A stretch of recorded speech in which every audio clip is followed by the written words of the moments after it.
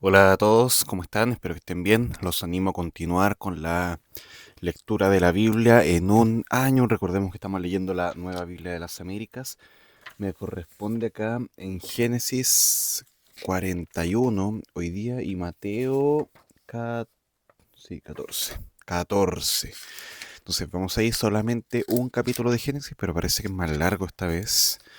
Dejen ver. Sí, sí, es más largo. Ni tanto, pero vamos ahí. Así que, vamos, estamos en la historia de José, todavía está encarcelado, así que vamos a ver qué pasa con él. Y después volvemos al Evangelio con Jesús en Mateo. Dice así la palabra, Génesis 41. Y aconteció que después de 2 años, Faraón tuvo un sueño.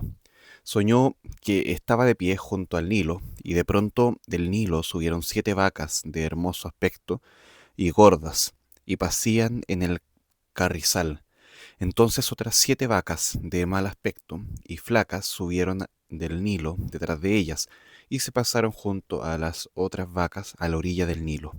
Y las vacas de mal aspecto y flacas devoraron las 7 vacas de hermoso aspecto y gordas. Entonces Faraón se despertó, se quedó dormido y soñó por segunda vez. Vio que 7 espigas llenas y buenas crecían en una sola caña, y que 7 espigas menudas y quemadas por el viento del este brotaron después de aquellas, y las espigas menudas devoraron a las 7 espigas gruesas y llenas. Entonces Faraón despertó y resultó que era un sueño.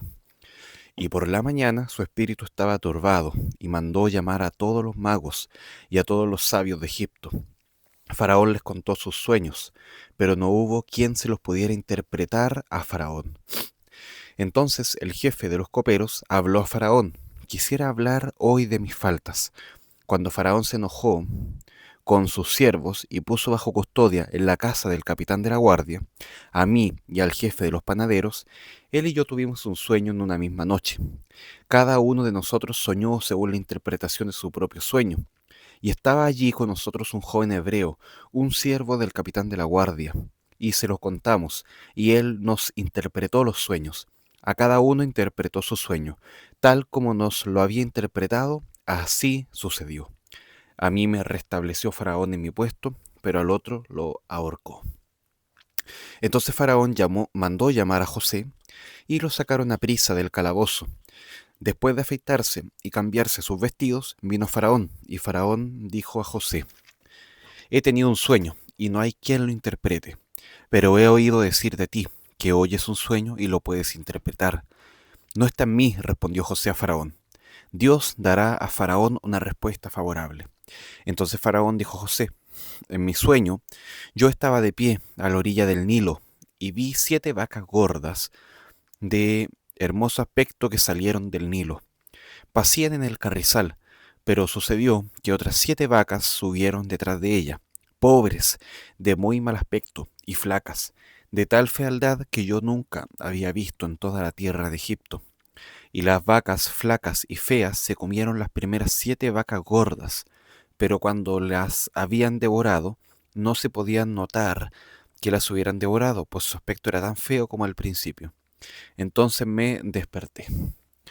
En mi sueño también vi que 7 espigas llenas y hermosas crecían en una sola caña, y que 7 espigas marchitas, desnudas y quemadas por el viento del este, brotaron después de aquellas.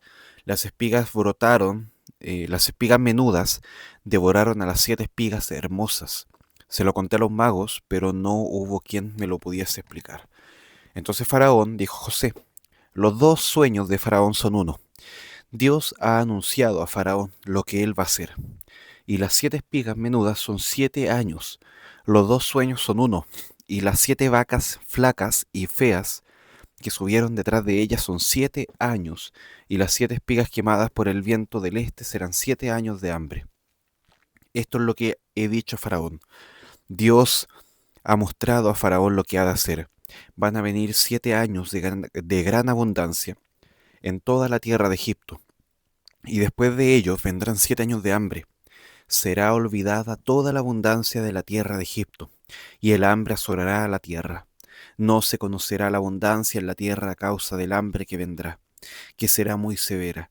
En cuanto a la repetición del sueño, a Faraón 2 veces, quiere decir que el asunto está determinado por Dios y que Dios lo hará pronto. Ahora pues, busque Faraón un hombre prudente y sabio, y póngalo sobre la tierra de Egipto. Decida Faraón nombrar inspectores sobre el país, y exija 1/5 de la producción de la tierra de Egipto en los 7 años de abundancia. Que los inspectores recojan todos los víveres de esos años buenos que vienen, y almacenen en las ciudades el grano que para alimento bajo la autoridad de Faraón, y que lo protejan. Y que los víveres sean una reserva para el país durante los 7 años de hambre que ocurrirán en la tierra de Egipto, a fin de que la gente del país no perezca por el hambre. La idea pareció bien a Faraón y a todos sus siervos. Entonces Faraón dijo a sus siervos: ¿podemos hallar un hombre como este, en quien esté el Espíritu de Dios? Y Faraón dijo a José: puesto que Dios te ha hecho saber todo esto, no hay nadie tan prudente ni tan sabio como tú. Tú estarás sobre mi casa, y todo mi pueblo obedecerá tus órdenes. Solamente en el trono yo seré mayor que tú. Faraón dijo también a José: mira, te he puesto por sobre toda la tierra de Egipto. Y Faraón se quitó el anillo de sellar de su mano, y lo puso en la mano de José, y lo vistió con vestiduras de lino fino, y puso un collar de oro en su cuello. Lo hizo montar en su segundo carro, y proclamaron delante de él: doble la rodilla, y lo puso sobre toda la tierra de Egipto. Entonces Faraón dijo a José: aunque yo soy Faraón, sin embargo nadie levantará su mano ni su pie sin tu permiso en toda la tierra de Egipto. Y Faraón llamó a José por el nombre de Safnat Pannea, y le dio por mujer a Asenat, hija de Potifera, sacerdote de On. Y salió José para ver la tierra de Egipto. José tenía 30 años cuando se presentó ante Faraón, rey de Egipto, y salió José de la presencia de Faraón y recorrió toda la tierra de Egipto, la tierra que produjo a manos llenas durante los 7 años de abundancia. José recogió todo el fruto de estos 7 años de abundancia que hubo en la tierra de Egipto, y guardó el alimento en las ciudades. En cada ciudad guardó el fruto de sus campos circunvecinos. Así José almacenó grano en gran abundancia, como la arena del mar, hasta que dejó de medirlo, porque no se podía medir. Antes de que llegaran los años de hambre, le nacieron a José 2 hijos, los que le dio a Asenat, hija de Potifera, sacerdote de On. Al primogénito José le puso el nombre de Manasés, porque dijo: Dios me ha hecho olvidar todo mi trabajo y toda la casa de mi padre. Y al segundo le puso el nombre de Efraín, porque dijo: Dios me ha hecho fecundo en la tierra de mi aflicción. Cuando pasaron los 7 años de abundancia que habían habido en la tierra de Egipto, comenzaron a venir los 7 años de hambre, tal como José había dicho. Entonces hubo hambre en todas las tierras, pero en toda la tierra de Egipto había alimento. Cuando se sintió el hambre en la tierra de Egipto, el pueblo clamó a Faraón por alimento. Faraón dijo a todos los egipcios: vayan a José y hagan lo que él les diga. El hambre también se extendió sobre toda la superficie de la tierra. Entonces Faraón abrió todos los graneros y vendió a los egipcios, pues el hambre era severa en la tierra de Egipto. Y de todos los países que venían a Egipto para comprar grano a José, porque el hambre era severa en toda la tierra. Bien, vamos a ir entonces a Mateo capítulo 14. Mateo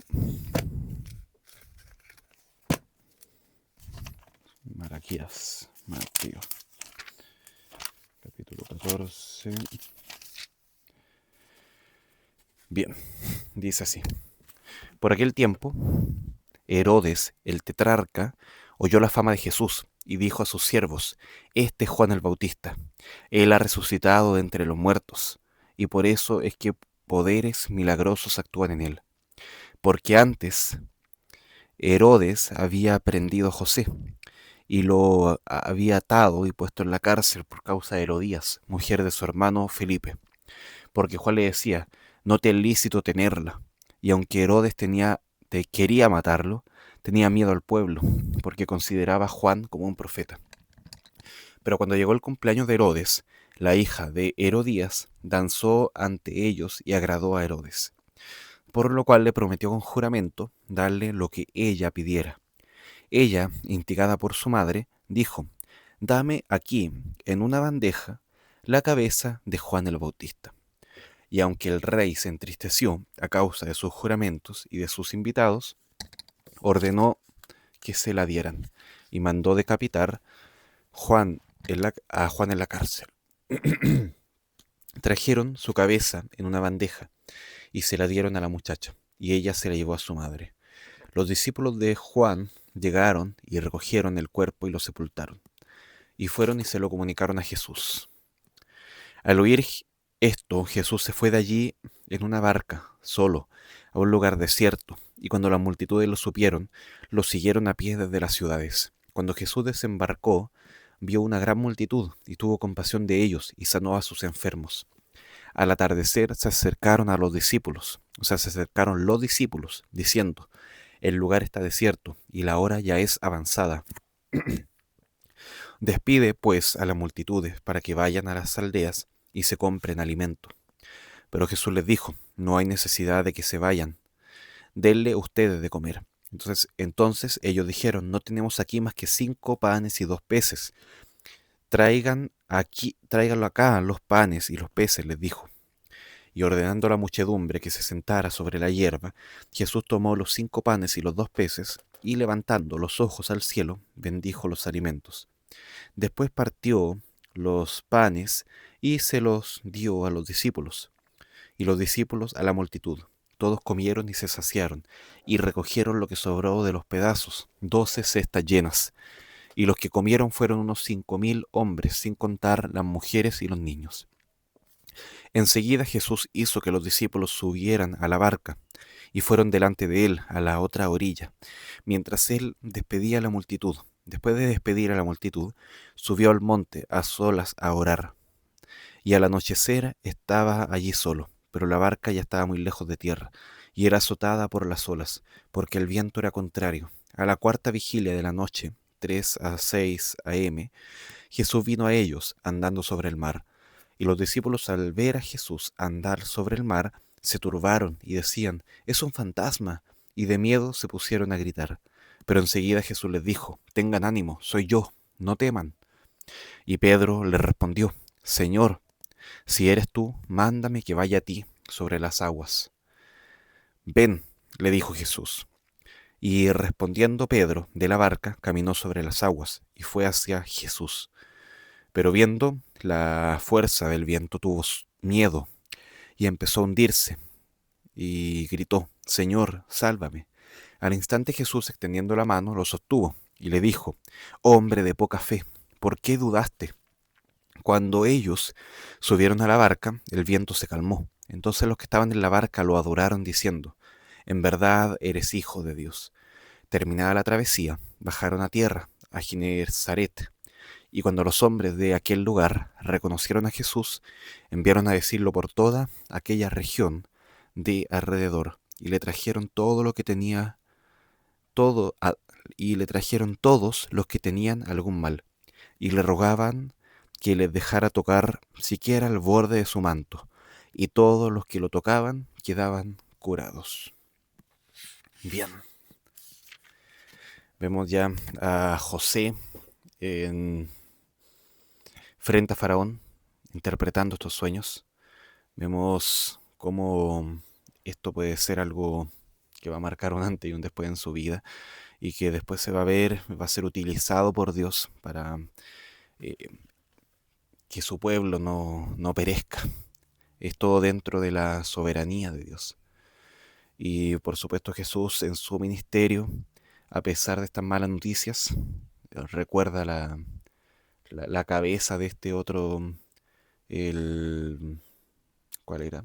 El panadero que se le cortó la cabeza, y ahora también no, pues se le había ahorcado. Bueno, pero también ahora a Juan el Bautista le ocurre algo similar. Entonces, en medio de todo eso, me llama la atención cómo Jesús, al oír esto, quedar quizá afectado en su humanidad por esto, buscando un lugar desierto para orar, llega toda la gente. Y uno diría, bueno, Jesús, mándalos a sus casas para que puedan dejarte tranquilo y todo. Y Jesús tiene compasión de ellos en un momento tan doloroso, quizás tan eh, importante como la muerte de Juan el Bautista, su primo. Él se preocupa de las personas. Y después también de los discípulos cuando andan en el mar, que no tengan miedo, estar con ellos.